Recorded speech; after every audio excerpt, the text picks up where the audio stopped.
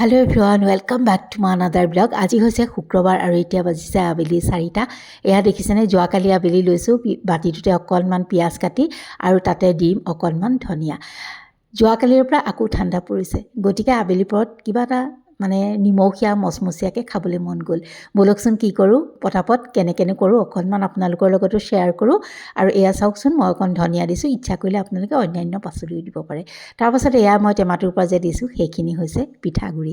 আধা কাপতকৈ অকণ বেছিয়ে দিছোঁ আৰু অকণমান দি দিছোঁ লগতে বেচন। কিয় দিছোঁ জানেনে? বেচনকণ পিঠাগুড়িখিনি যিহেতু মোৰ ফ্ৰিজত আছিলে, উলিয়াই কি লগে লগে বনাবলৈ অকণ অসুবিধা হয়, ভাঙি যায়। মই পানী পিঠা বা খোলা চাপৰি পিঠা বুলিও ক'ব পাৰি, সেইটো বনাম। কেতিয়াবা যদি আপোনালোকে পিঠাগুড়িৰে এনেকৈ বনাওঁতে ভাঙি যায়, তেনেহ'লে তাতে 2-3 চামুচ বেচন যোগ কৰিবচোন, নহ'লে বা বেচন নাথাকিলে অকণ আটাগুড়িও দিব পাৰে, আটাও দিব পাৰে। আৰু তাৰপাছতে এয়া টাৱাখনত মই অকণমান তেল দিছোঁ আৰু পাতি গৈছোঁ। মই সেই যে মিশ্ৰণটোত অকণমান নিমখ আৰু লগতে অকণমান মিঠাতেলো দি থৈছিলোঁ দেই। তেতিয়া মিঠাতেল অকণমান দিলে খাবলৈ বৰ ধুনীয়া হয়। আৰু প্ৰথমটো মোৰ এয়া ভাঙি গৈছে, দ্বিতীয়টো অকণমান ভাঙি গৈছিলে। কিয় জানেনে? টাৱাখন ভালকৈ গৰম হোৱা নাছিলে, সেইকাৰণেহে। আপোনালোকে আকৌ ভয় নাখাব বোলে ভঙা পিঠাকেইটাকে দেখাইছে বুলি। মই সম্পূৰ্ণৰূপেই দেখাই দিছোঁ আৰু পিছলৈ গোটেইখিনি মই দেখুৱাগৈ নাই। কিয় জানেনে? কাৰণ আপোনালোকো ব'ৰ হৈ যাব নহয় গোটেইবোৰ বনাই থকা দেখালে। আৰু যিহেতু আমাৰ ঘৰৰ সদস্য বেছি, বহুত বনাবও লাগে।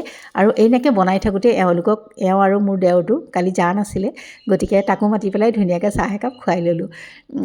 এয়া পিঠাৰে আবেলি পৰত বৰ ভাল লাগে, গাখীৰ চাহকাপৰ লগত বা লাল চাহকাপৰ লগত এনেকৈ পিঠা চাহ খাই পেলাই, বিশেষকৈ ঠাণ্ডা পৰিলে। আৰু ইচ্ছা কৰিলে আপোনালোকে অকণমান জলকীয়াও দি ল'ব পাৰে, কাৰণ কিয় জানেনে? আমাৰ ঘৰত আকৌ মায়ে যিহেতু জলকীয়া নাখাব, গতিকে মই জলকীয়া নিদিয়াকেই বনাইছোঁ। আৰু ইয়াৰ লগত আমি মৌ অকণমান সানি লৈছিলোঁ, বহুত টেষ্টি লাগে।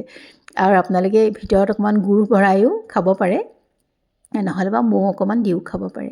মই আৰু গোটেইখিনি দেখাই থকা নাই, খালি এই প্ৰচেছটো দেখাইছোঁ। কেতিয়াবা কি হয়, পিঠাগুড়িৰে বনাওঁতে ভাঙি যায়, গতিকে মানুহে ভয় খায়, আকৌনো কি হ'ব বা এনেকৈয়ে থৈ দিয়ে। গতিকে আপোনালোকে ভয় নাখাব, অকণমান বেচন তাত দি ল'ব, ধুনীয়াকৈ হৈ যাব। আৰু ব'লক এতিয়া এনজয় কৰোঁ।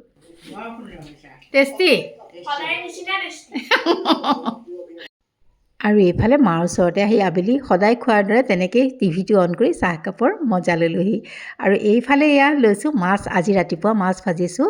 এওঁকনো কেনেকৈ খুৱাই পঠিয়াওঁ ভাতসাঁজ অকণমান দেখাই দিওঁ ব'লক।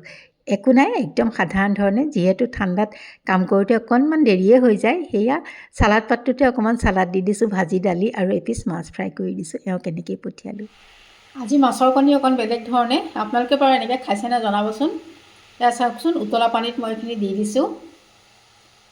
অলপ সময়, বেছি নহয়, 1 মিনিট সময় মই উতলিব দিম।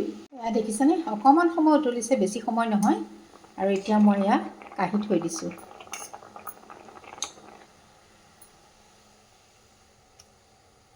ঠাণ্ডা হ'ব দিম।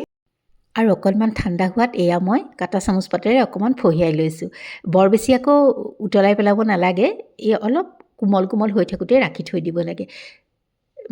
মাছৰ কণীখিনি খুব ধুনীয়া দানাদাৰ হৈ যায়, অকণমান সিজিও যায়।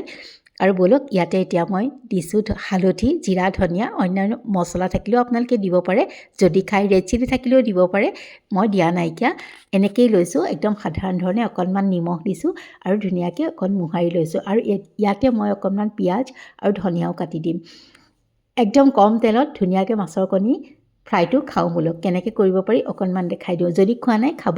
আৰু ইয়াৰ পিছত নেক্সটো এটা প্ৰচেছ কৰিব পাৰি, আপোনালোকে ইয়াৰে কিবা অন্য ধৰণে বনাই খাব পাৰে। মই পিছে আজি ফ্ৰাই কৰিয়ে খাইছোঁ, এনেকৈয়ে ভাল লাগে মোৰ। আৰু এয়া মই ধুনীয়াকৈ টাৱাখন গৰম হৈ আছিলে, তাতে অকণমান মিঠাতেল দি দিছোঁ। আৰু তাৰপাছতে সেই যে কণী এইখিনি আছিলে, মাছৰ কণীখিনি, সেইখিনি এটা আমলেটৰ আকৃতিত ধুনীয়াকৈ ইয়াতে মই বাকি দিছোঁ। আৰু তাৰপাছত ঢাকনাখন মাৰি অলপ মিডিয়াম ফ্লেমত ভাজি আছোঁ। আৰু এয়া চাওকচোন, লুটিয়াই দিছোঁ। লুটিয়াই দিওঁতে অকণমান ভঙা নিচিনা হৈছিলে, আৰু শিলুটিও সিজিবৰ কাৰণে অকণমান তেল দি দিছোঁ।